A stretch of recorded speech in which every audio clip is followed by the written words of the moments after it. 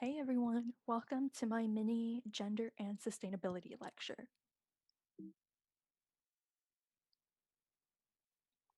I chose Land Hunger and Deforestation, a case story of Cardamom Hills in Kerala by Sivan Andan, Narayana, and Nair. Cardamom, if you've ever had it before, is a super popular spice used in food and drinks around the world. It comes from seeds of various plant in the ginger family, and it is cultivated in several Southeast Asian countries, including India.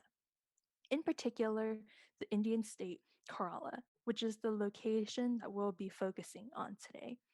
If I could direct your attention to the screen, you'll see that there's a map of India and Kerala sits at the tip of the country. In this lecture, we'll be discussing how the cultivation of cardamom led to the deforestation of Kerala. Before we jump into the case study, let's recap the definition of deforestation and its cause and effects from the material that we learned this quarter. Deforestation is the cutting and clearing of trees and forests, and there are a lot of contributing factors that lead to deforestation. But let's just cover some of the ones relating to today's case study. Commercial agriculture is the leading cause in deforestation, and by definition, it is the production of agricultural products such as livestock, crops, and other miscellaneous goods for profit. Due to an increasing demand for such products, lots of forests have been cleared, whether that be legally or illegally, to free up space to plant cash crops and raise cattle, pigs, goats, and others for meat and dairy products. Subsistence farming is another leading cause in deforestation, and it is the clearing of trees and forests from the locals that live around them, usually out of necessity, because most often these locals do not have access to a steady stream of food or water. There are some other causes as well that are loosely related to the case study, but I would still love to run through them. Logging timber. The desire for timber, also known as lumber or wood, for infrastructure or furniture also contributes to deforestation. This is not surprising, or at least it should be. Just think about how many objects in your house are made out of wood. Even your house itself could be made out of wood. Another thing that is also familiar with us Californians is fires. Random wildfires will occur due to the terrible condition of the forest because of a lack of care. When they do occur, these fires will wipe out the forest and its surrounding areas even more. There are some other factors that we don't have time to run through, including cattle ranching, palm oil production, infrastructure building, mining, charcoal production, and firewood collection. But if you are interested in learning about them, check out the link that is displayed on the right for more information. Now, as you all may know, when there are causes, there are effects as well. So let's go over some of the effects now. One of the beautiful things that the forest assists in is the natural water cycle. The natural water cycle starts off with water evaporating into the atmosphere from the sun heating up the rivers and lakes. When the evaporate cools, droplets of water are formulating in the sky, which then formulate into rain clouds. And at some point, the rain clouds get so big and cannot hold the droplets any longer and bursts into rain. The rain often seeps into the soil and becomes groundwater, and there's little runoff, meaning the water does not touch the ground areas that cannot absorb water, such as concrete or wood. An excellent example that was provided in class is a sprinkler. If you have a sprinkler and you turn it on and it's in the grass, of course, the grass absorbs the water. But let's say for some reason the sprinkler is like on the street, and once you turn the sprinkler on, the water hits the ground, but it doesn't get absorbed by the ground. It just sits on that top layer.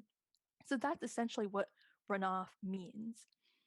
When the natural water cycle gets disrupted because of deforestation, a lot of runoff occurs. because there isn't enough soil for soil absorption. Because later on you'll learn that an effect of deforestation is a lack of soil. So this disrupted water cycle affects a lot of things. There will be less rain because, again, the forest helps regulate the rain.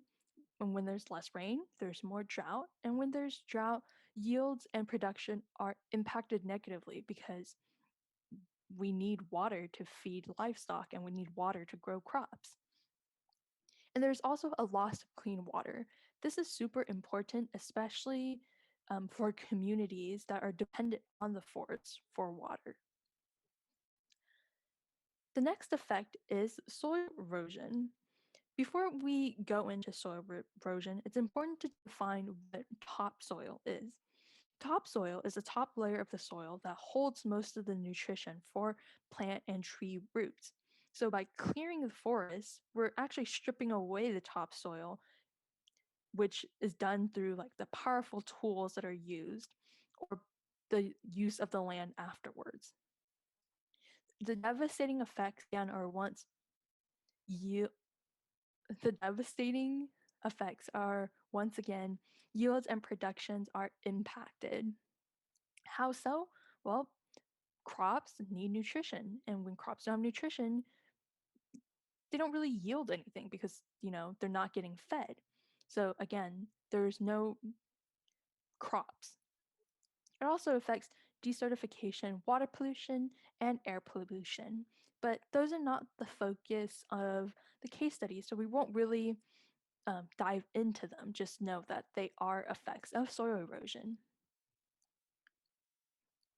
Deforestation also impacts biodiversity. Biodiversity is the diversity of animals and plants in the ecosystem. Clearing forests cause a loss in biodiversity because homes and habitats of various species of animals, mammals, plants, birds, and more are gone. Because substitutes are hard to find, they often end up going on the endangered species list, get close to extinction, or become extinct. It is bad to lose animals and planets because, again, they are part of our ecosystem and play just as an important role. But there's also a loss of medicine and potential food source, which may be, again, important to a community that is dependent on it. So I know I mentioned a lot about yields and productions and community depending on them. All of this is meant to demonstrate that it contributes to food and financial insecurity. When there is not enough yields and production, communities may not have food or might not have money to buy food. So it is important to realize that deforestation is why a lot of countries are not doing so well or are considered underdeveloped is because their forests are gone.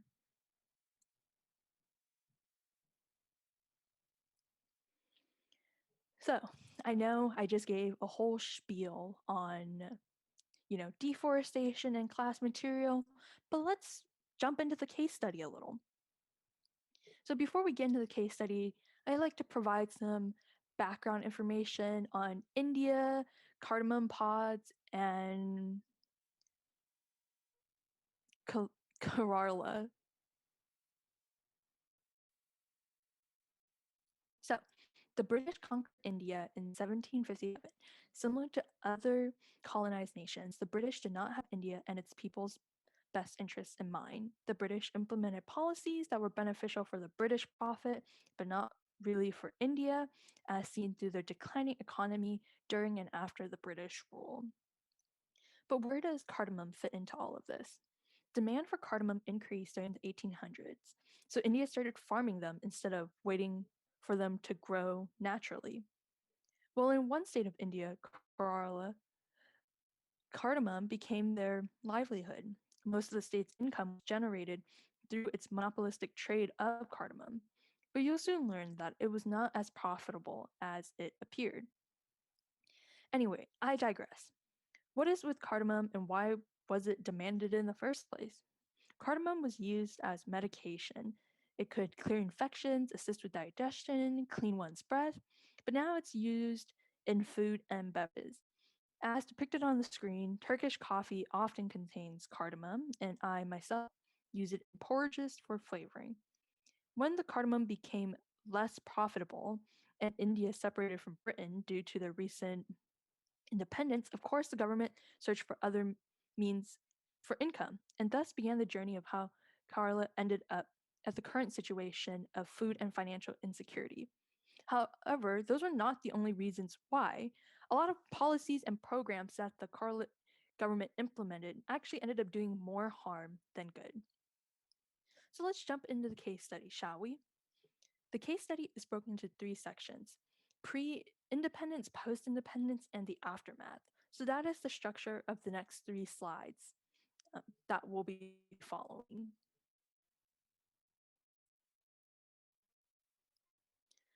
Prior to their independence, mentioned in the last section,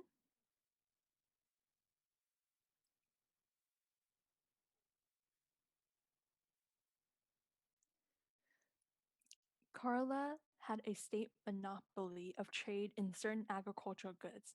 This meant that the government controlled the pricing, amount distributed, and the distribution process of that certain good. Cardamom was one of these goods and played an essential role in the Kerala economy as it constituted a majority of their livelihood, which is why it was so treasured. As the cardamom business started to grow, the government adopted a conservator of forests and later on a special cardamom department to assist with the protection and success of this traded good. It also encouraged commercial cultivation by offering incentive programs for settlement and financial assistance to get started. This all came to a screeching halt when cardamom started becoming less and less profitable due to the crop being weather and price sensitive. Therefore, there was an abolition of state monopoly of trade in cardamom and a transition to private enterprise in hopes of increasing production. And the government was correct. There was a near instant boom in cultivation as people all around the country poured in to get a piece of the action. At first, there weren't that many rules and restrictions, but as the population and demand continued to increase, policies had to be in place on the amount of land that one could own. And although it was no longer a state monopoly, Kerala government still protected the forests and land and even developed a revenue department and forest department to oversee the entire process.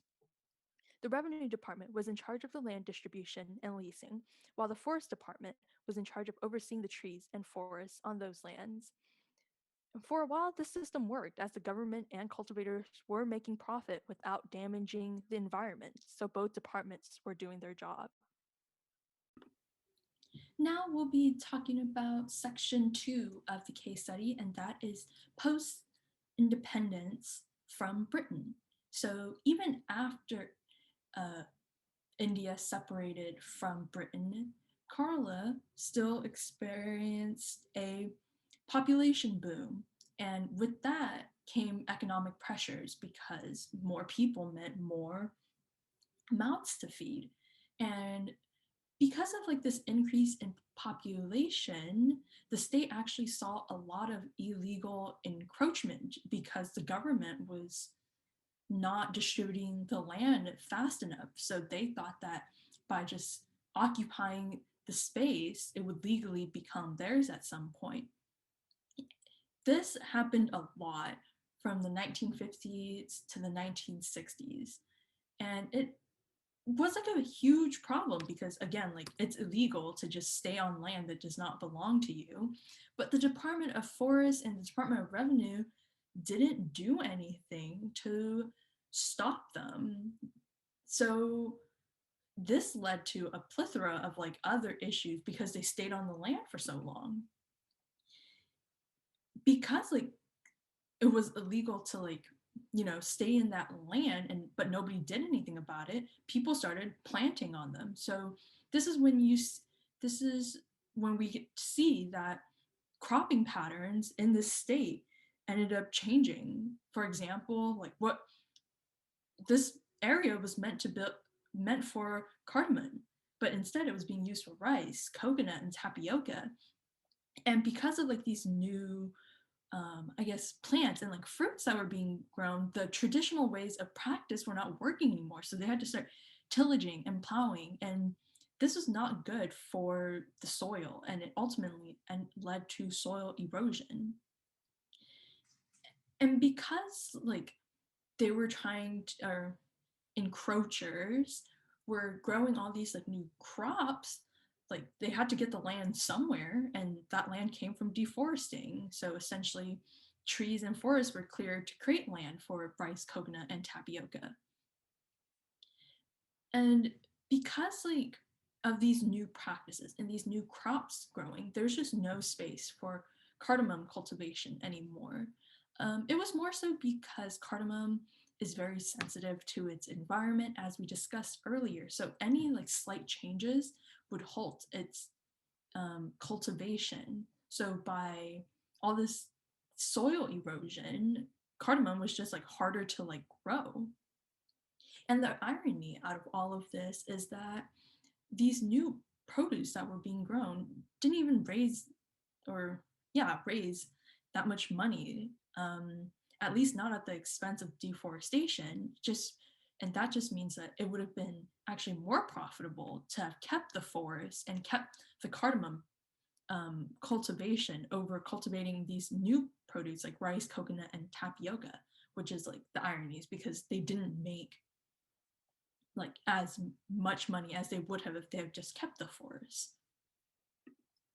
Now, I attribute these problems to the Nature Department and the Revenue Department because ultimately they failed to do their jobs. Their whole job, or the Revenue Department is in charge of distributing the land and like leasing the land. They failed to do that, which is why like the state struggled with so many encroachment issues. And then the Nature Department, who was supposed to like ensure the safety of like the environment, also like was not strict enough in terms of getting people to leave that land. And because of this, like the lack of inaction ultimately encouraged more and more people to follow suit because like why wouldn't you, like you're not going to get in trouble for it, so you might as well go claim some land and make some profit off of it. And this is why like they ended up struggling with like soil erosion, deforestation, and the inability to continue cultivating um, cardamom. So like we've been talking a lot about like some of the bad things. So the problem, let's talk about the solution. As mentioned, I think that the issue stemmed from the departments not doing anything. So instead of having two separate departments, I think it would be more beneficial to have one department in charge of everything. And it seems that a lot of the issue is stemming from the fact that, there are no more forests left, or not no more, but, little forests left because, like, all of it was cleared to grow these, like, new plants. So, we need to bring some forest trees back into this region.